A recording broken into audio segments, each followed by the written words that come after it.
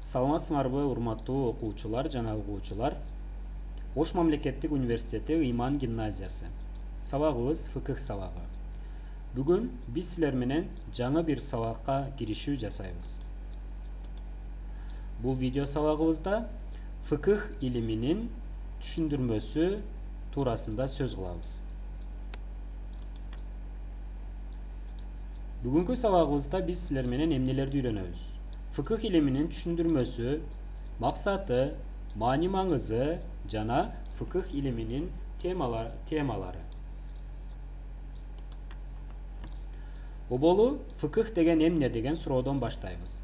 Фыкых араб тилинен алынган сөз, кыргыз тилине которгондо бир нерсени терең түшүнүү, билүү деген маанилерге келет. Ошонун негизинде терминологиялык диндеги мааниси, диндин практикалык маселелерин үйрөнүп билүү. Тактап айтканда, күнүмдүк жашоодогу адамга пайдалуу жана зыяндуу маселелерди окуп үйрөнүү, динди туура түшүнүү. Мисалы, ибадаттардын аткарылышы, адамдардын ортосундагы мамилелердин укуктук жагы, кылмыштар жана алардын жазалары. Фыкых илими ислам укугу да деп аталат. Фыкых илими менен алектенген адамдар эмне деп аталат? Фыкых илими менен алектенип, адамдардын күнүмдүк диний суроолоруна жооп берген адамдар, бул багытта китеп жазган жана өкүм чыгарган адамдарды биз факих же болбосо муштахид деп атайбыз.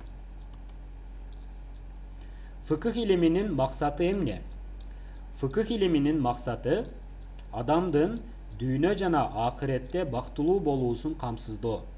Адамдын жаратуучунун, адамдардын жана табияттагы жандуу жансыз заттардын алдындагы милдет жана укуктарын ачыктап берүү. Биз фыкых китептеринде мына ошого окшогон маселелерди үйрөнөбүз.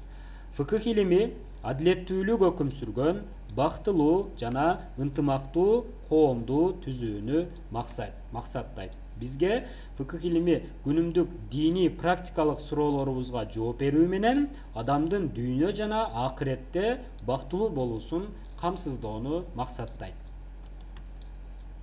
Фыкых илиминин үйрөнүүнүн пайдасы кандай? Биз эмне үчүн фыкыхты үйрөнүшүбүз керек?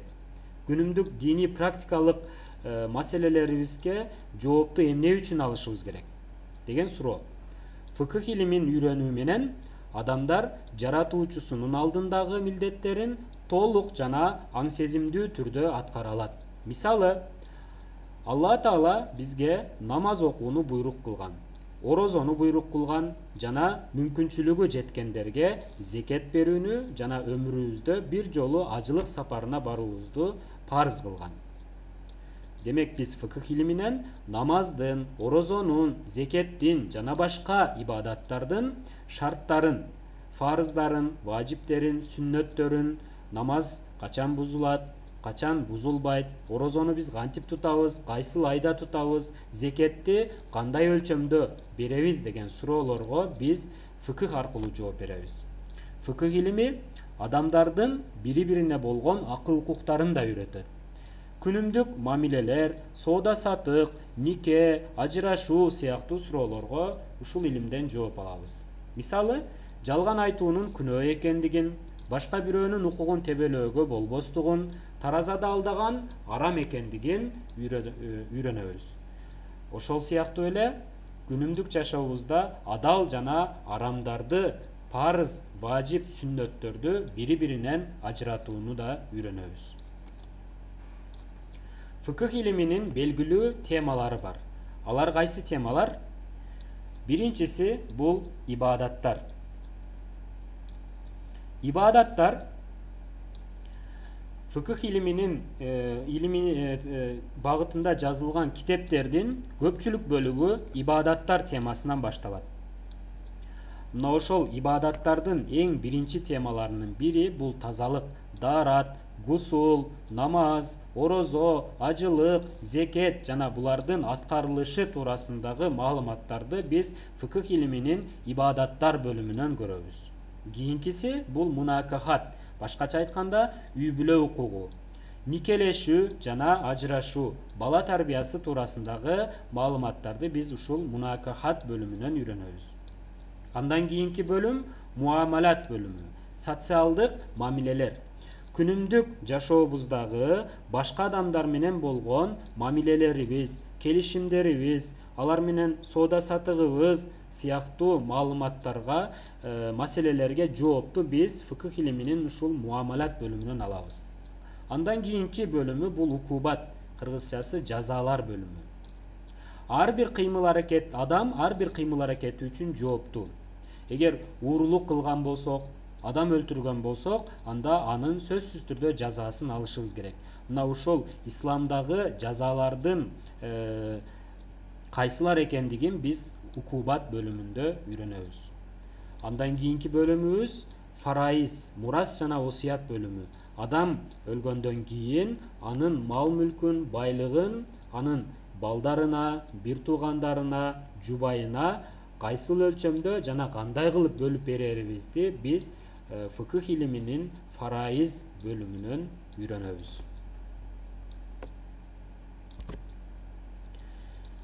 Биздин бүгүнкү видео сабагыбыз мына ушул темалардан турат.